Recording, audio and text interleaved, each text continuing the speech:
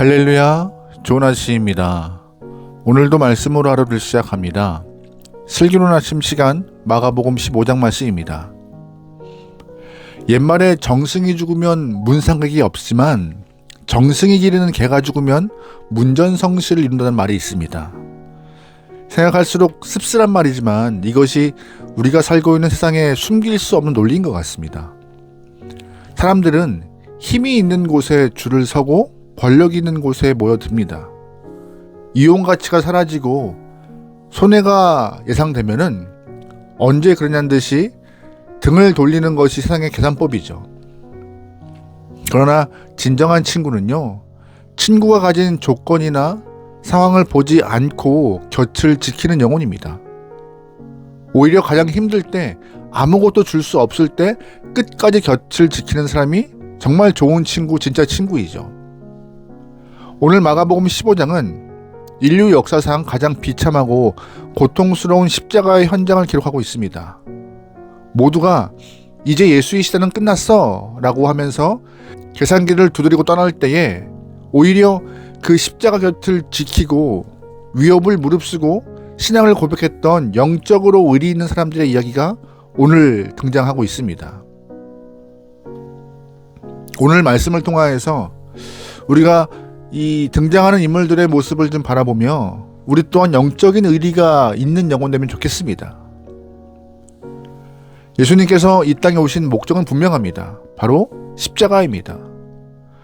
이사야 선지자가 700여 년 전부터 예언했던 그 고난의 길을 주님은 온몸으로 받아내셨죠.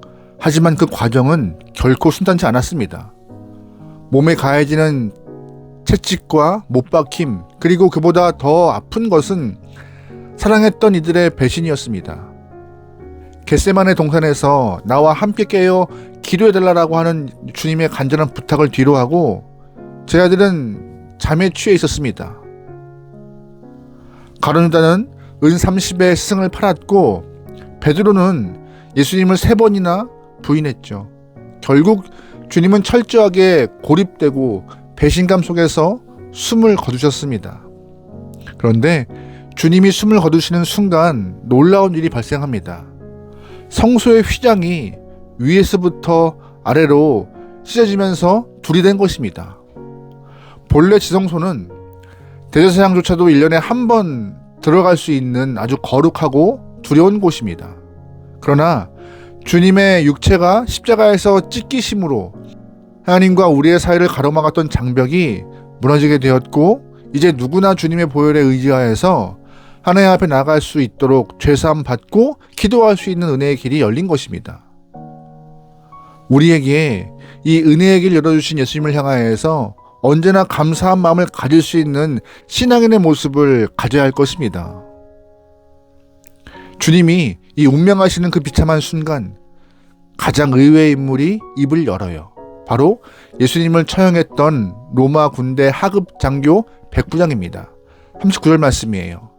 예수를 향하여 섰던 백부장이 그렇게 숨지심을 보고 이르되 이 사람은 진실로 하나님의 아들이었도다 하도다. 아멘. 백부장은 수많은 사형수를 지켜본 사형집행 전문가였을 것입니다.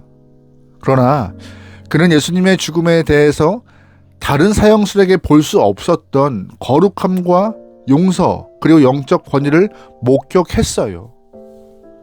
세상 사람들은 십자가를 바라보면서 예수님을 패배자라고 비웃었지만 백부장은 그 비참한 상황 속에서 하나님의 아들이라는 본질을 발견한 것입니다. 제 아들조차 도망간 그 절망의 자리에서 이방인 군인이 가장 위대한 신앙 고백을 터뜨린 것이죠. 사랑하는 여러분, 우리의 믿음은 어떠합니까? 우리는 주님이 기적을 베푸시고 내 삶이 형통할 때만 하나님의 아들이라고 예수님을 고백하고 있지는 않습니까? 아니면 내 인생이 십자가처럼 부서지고 비참해 보이는 순간에도 주님의 주권을 신뢰하고 고백하십니까?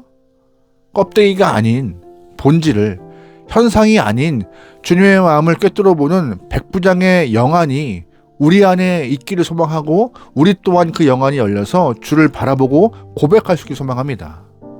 아멘. 본문은요, 또 다른 의리 있는 사람을 소개합니다. 바로 멀리서 끝까지 십자가를 바라보았던 여인들입니다. 막달라 마리아를 비롯하여서 이 여인들은 갈릴리에서부터 예수님을 섬기며 따라온 사람들이에요. 주목할 점은 칼을 차고 호기롭게 장담했던 남성 제자들은 다 도망갔지만 연약해 보이던 여인들은 끝까지 자리를 지켰다는 사실입니다.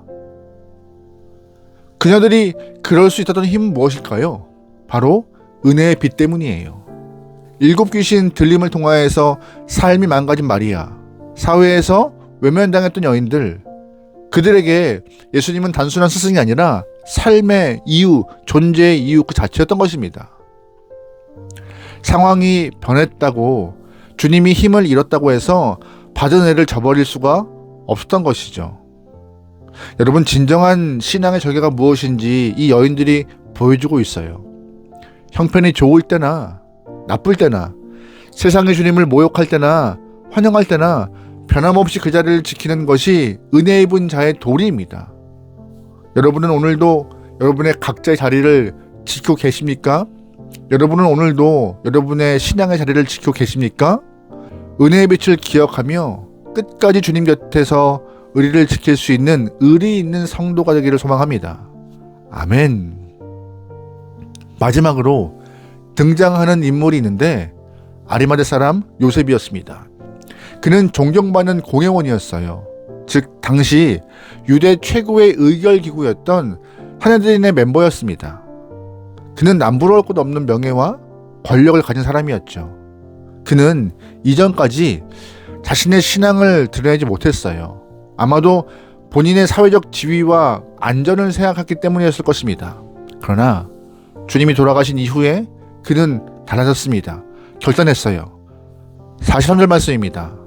아리마대 사람 요셉이 와서 당돌히 빌라도에게 들어가 예수의 시체를 달라 하니 이 사람은 존경받는 공회원이요 하나님의 나라를 기다리는 자라. 아멘. 말씀을 보니 당돌히라고 표현되어 있어요. 당돌이가 뭐예요? 자신의 모든 기득권을 걸었다는 것입니다. 처형당한 죄수의 시신을 거두는 것은 자신도 그와 같은 불임을 공포하는 행위예요. 용기 있는 행위지만 아주 무모한 행위일 수도 있죠. 요셉은 주님 생전에 드러내지 못했던 사랑을 가장 위험한 순간에 자신의 모든 것을 걸고 표현하는 것입니다. 그는 자신이 직접 마련한 깨끗한 세마포와 새 무덤을 예수님께 내어드렸습니다. 아리마대 요셉의 이 전향적인 믿음은 십자가 이후의 신앙이 어떠해야 하는지를 잘 보여주고 있어요. 비록 어제까지는 부끄러운 신앙이었을지 몰라도 오늘 주님의 십자가 앞에서 단호하게 내 인생을 던지는 결단, 그 모습이 우리에게도 필요한 것입니다. 말씀을 좀 정리하려고 합니다. 예수님의 사역이 화려할 때는 수만 명의 인파가 모여들었습니다. 그러나 십자가라는 고통의 자리에는 오직 소수만이 남아 있었어요. 본질을 뚫어보았던 백부장, 끝까지 자리를 지킨 여인들, 모든 것을 걸고 헌신한 아리마대 요셉. 이들은 모두 십자가 이후에 더욱 빛이 난 믿음을 보여주었습니다. 여러분, 지금 우리 주님의 십자가 곁에는 누가 서 있을까요? 계산기를 두드리며 유불리를 따지는 구경꾼이 있을까요? 아니면 어떤 상황에도 주님 곁을 지키는 의리 있는 영혼들이 있을까요? 우리는 모두 주님께 생명의 빛을 진 영혼들입니다. 세상의 주님을 잊어가고 있다 할지라도, 신앙이 거추장스러운 것으로 여겨지는 이 시대라 할지라도 우리만이라도 십자가 곁을 끝까지 지켜내길 소망합니다. 우리가 주님 곁을 지킬 때 주님은 반드시 부활의 영광으로 다시 우리를 만나주실 것입니다. 십자가 아래에서 증명된 여러분의 믿음이 하늘의 별처럼 빛나기를 주의 이름으로 축원합니다. 아멘. 기도하시겠습니다. 사랑의 하나님, 십자가 사건 이후에 믿음이 새로워졌던 사람들처럼 오늘 우리에게도 그런 믿음을 허락하여 주시옵소서. 변하지 않고 마지막까지 주와 믿음의 길을 완주하며 동행하게 원하오니 우리와 함께하여 주시옵소서. 모든 걸 맡기오며 예수님의 이름으로 기도합니다. 아멘.